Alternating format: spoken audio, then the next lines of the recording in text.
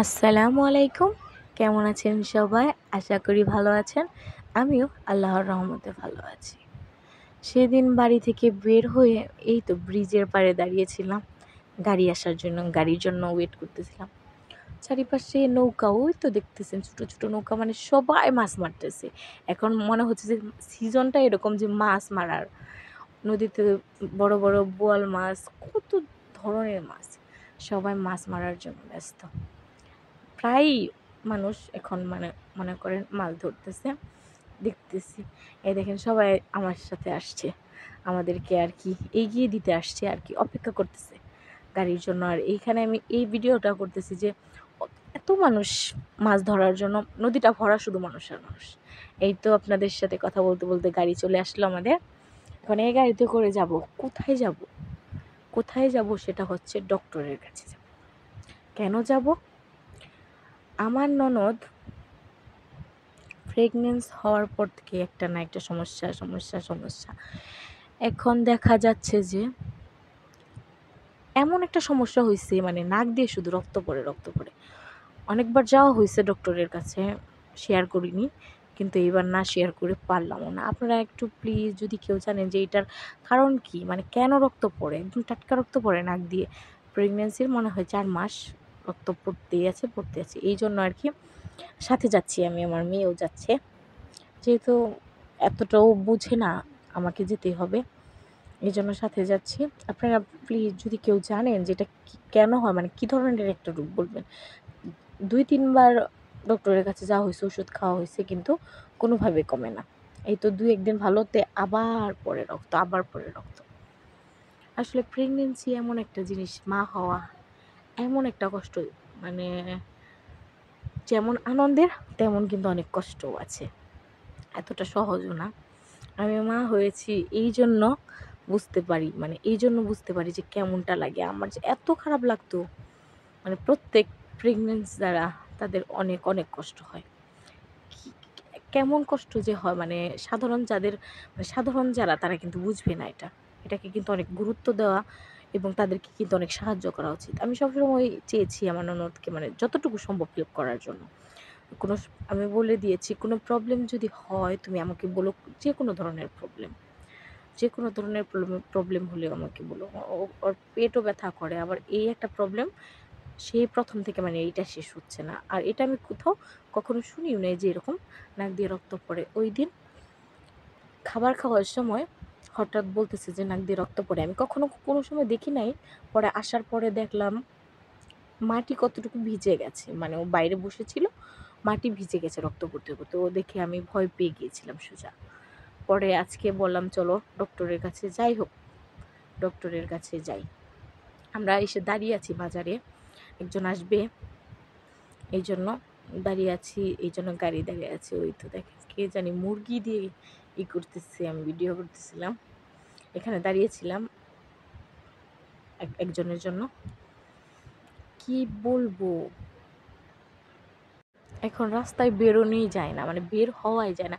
আমাদের বাড়ি তো হচ্ছে গ্রামে, আপনারা হয়তো বা জানেন, গ্রামের নদী, রাস্তাঘাট, চারপাশে শুধু দেখবেন মানুষ জাল নিয়ে হাঁটতেছে, মাছ মাছ মাছ, সবাই চারপাশে শুধু মাছ মাছ মারতেছে অনেক।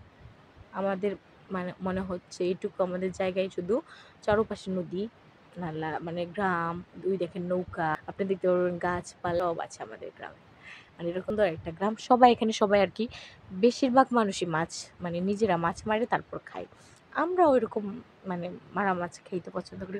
মানে এগুলো কিন্তু অনেক মজা, নদীর মাছ, মানে নিজে যদি মাছ মারেন, তাজা একটা ঘ্রাণ, তাজা মাছ কিন্তু অনেক মজা। এই সিজনে মানে এই টাইমে না, এখানে বড় বড় বোয়াল মাছ মারুন, মানুষে বড় বড় বোয়াল মাছ মারুন, অনেক মজা খাইতে। এই দেখেন বলতে না বলতে আরেকজনকে দেখা যায়, ওই তো জাল নিয়ে দাঁড়িয়ে আছে, ওই তো আরেকজনে মাছ মারতেছে। ছোট ছোট বাচ্চারা ওইদিকে আছে, মানে হচ্ছে কত সুন্দর দেখেন, নদী আর নদী, চারপাশে শুধু নদী। বাংলাদেশ নদীমাতৃক দেশ আমাদের, মানে এই জায়গাটাও নদী। আমরা যাচ্ছি অনেক দূরে, অনেক দূরের পথে।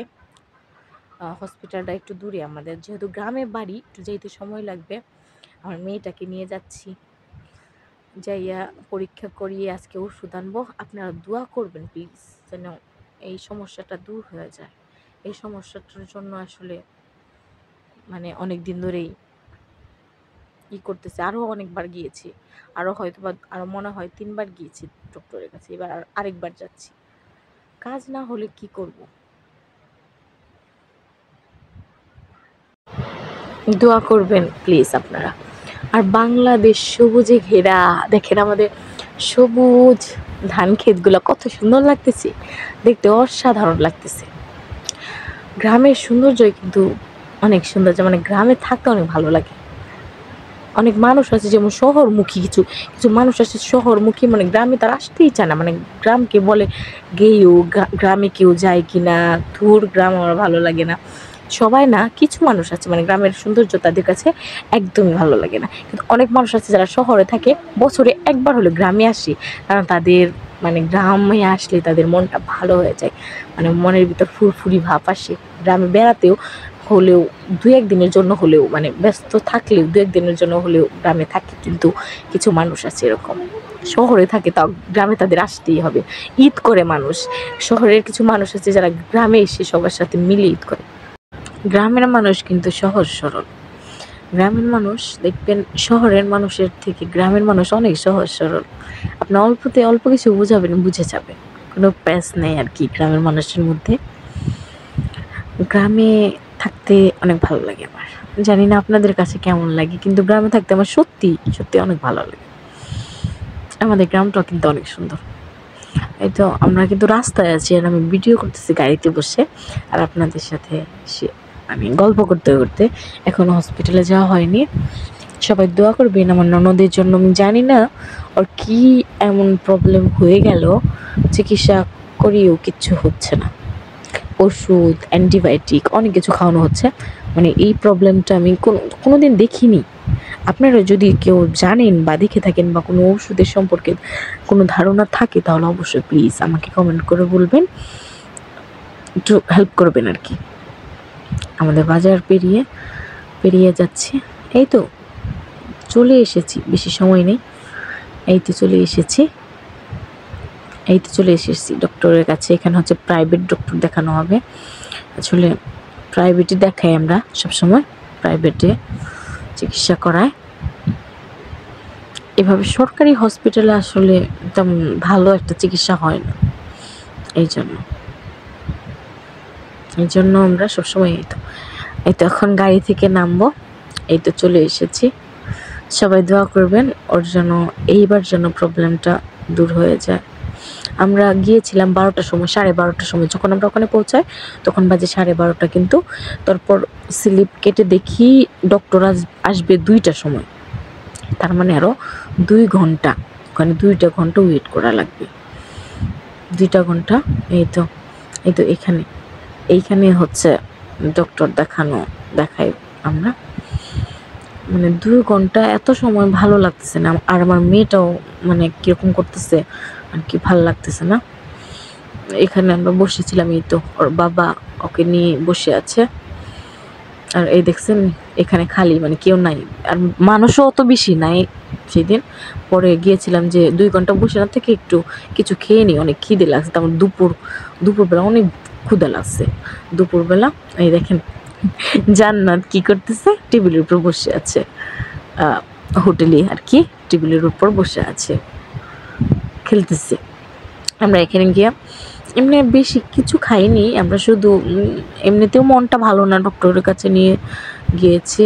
আর অনেকটা সময় আমার মেয়ে ওখানে সময় কাটাইছে, অনেক খেলছে ওর বাবার কাছে, কারণ আমি ওর বাবার কাছে দিচ্ছি, এই কারণে আমি ওরে নিয়ে আর কি খাইতে পারি না, ও শুধু হাত দেয়, মানে ওকে নিয়ে খাওয়াটা সম্ভবই না। আপনারা বলেন বাচ্চাকে নিয়ে খাওয়া যায়? ওর বাবা পারে, ওর বাবা ওকে নিয়ে খাবে, ওই খেলতেছে, উঠবে নামবে উঠবে মেয়েটা। এটা হচ্ছে আমার মেয়ে জান্নাত, আপনারা চিনেন।